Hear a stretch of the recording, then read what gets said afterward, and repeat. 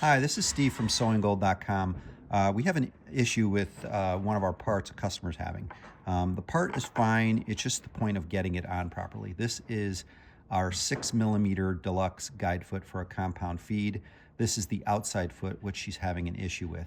The issue is when she tries to put it on, she can't get the screw into that hole, okay?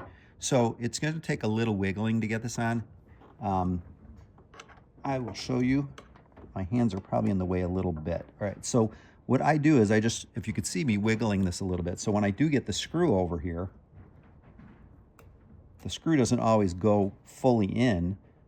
Mine did just now, but let's try and get it where it doesn't go all the way in. So there, you can see it's sitting on the outside. All I gotta do is wiggle this a little bit, and then the screw goes in.